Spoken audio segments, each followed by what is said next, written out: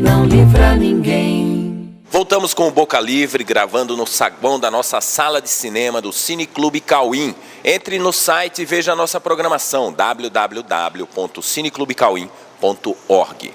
O papo de hoje é com o deputado Duarte Nogueira. Falamos um pouco sobre as questões nacionais, principalmente aí a relação entre oposição e governo.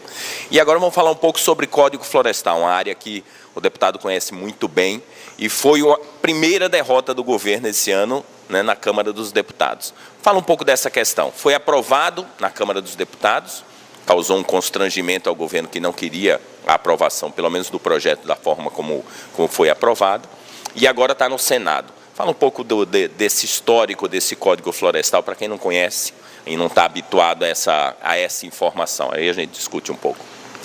Bom, o Código Florestal é uma lei que está em vigor, a Lei 4.771 de 1965, uma lei que tem 46 anos de vigência, e ela estabelece as relações e as obrigações entre como ocupar, o que preservar, o que não pode ser mexido, e qual é a relação, sobretudo na área da produção agrícola, que tem que haver entre as atividades de produção e a proteção dos recursos naturais, a manutenção das florestas e a recomposição delas, a regeneração, e como é que isso se dá em relação aos topos de morro, às beiras de rio, as chamadas áreas de preservação permanente. Muito bem, o Código Florestal no Brasil tem uma experiência que data do início do século passado.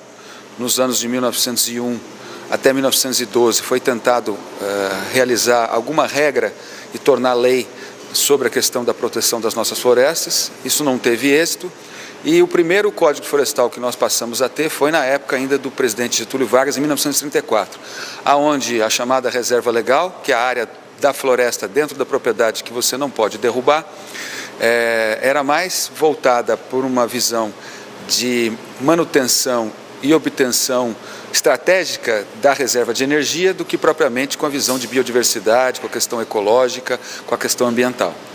Era manter madeira em reserva para uso futuro. Para construir...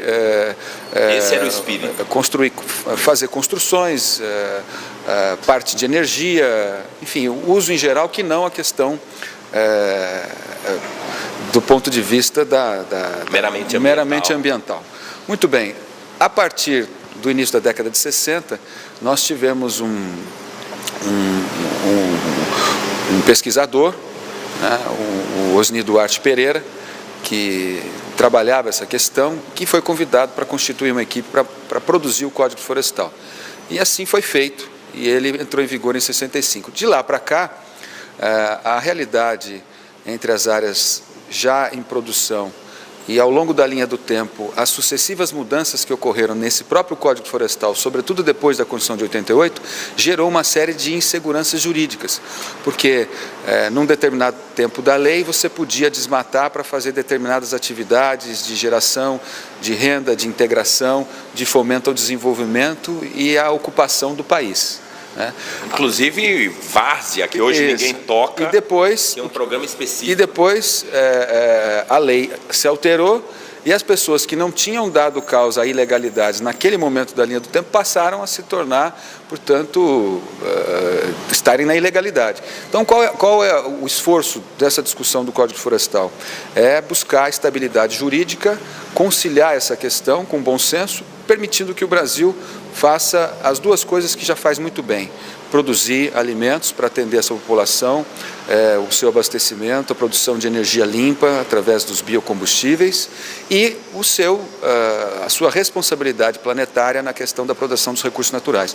Nós temos hoje aqui no nosso país 440 milhões de hectares de florestas intactas, da forma como se encontravam na sua originalidade, do jeito que Cabral encontrou quando chegou aqui descobrindo o Brasil.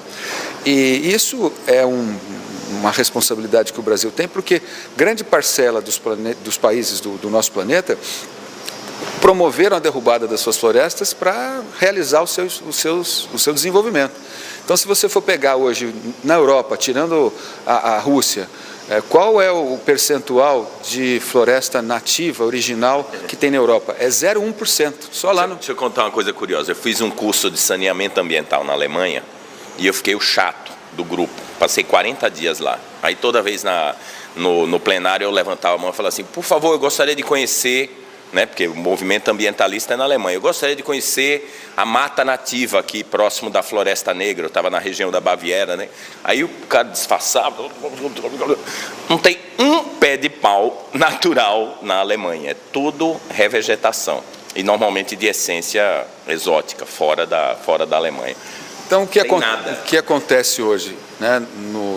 Depois da Revolução Industrial, de 200 e tantos anos para cá, grande parte, ou a maioria, né, de toda esse dossel, né, da natureza, as nossas florestas, foram derrubados para fazer madeira, construir indústrias, construir casas, navios, energia, carvão e assim por diante.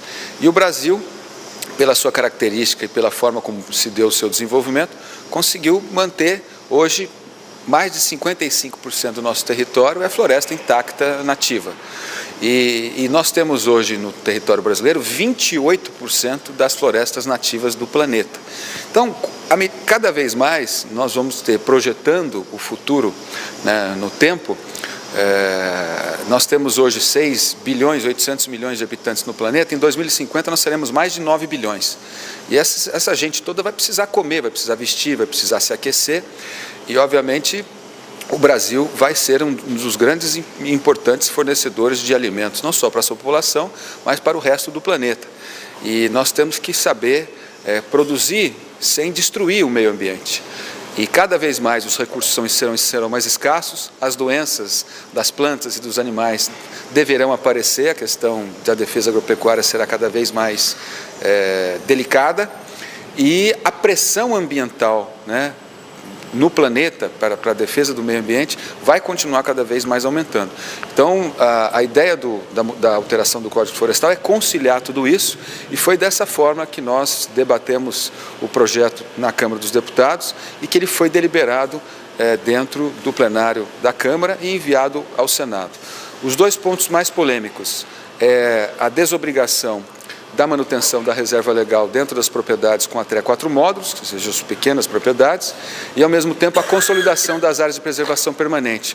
Ou seja, hoje você tem áreas de arroz nas várzeas dos rios, sobretudo 80% do arroz do Rio Grande do Sul é produzido em área de várzea.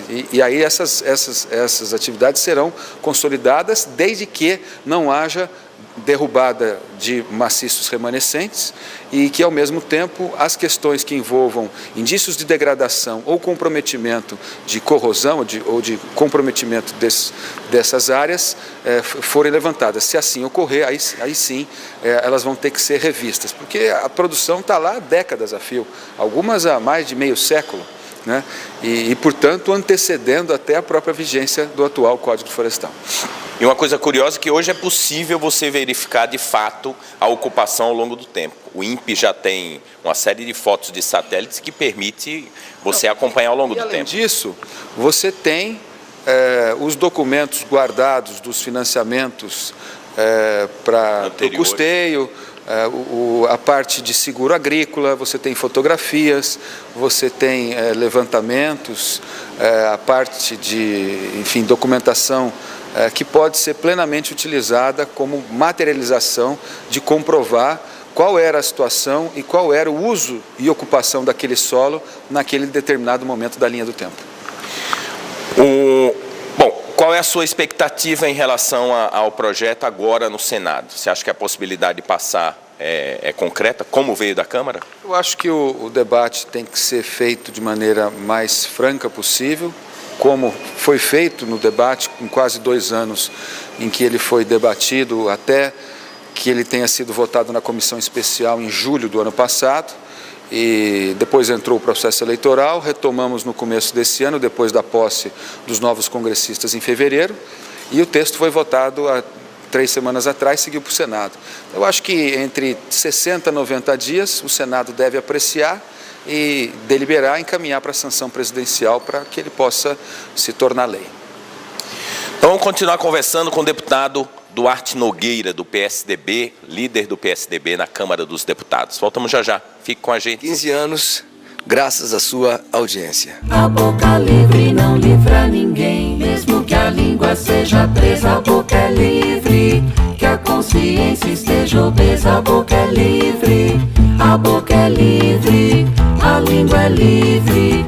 A boca livre não livra ninguém, mesmo no cárcere privado, a boca é livre. Que o pensamento esteja errado, a boca é livre.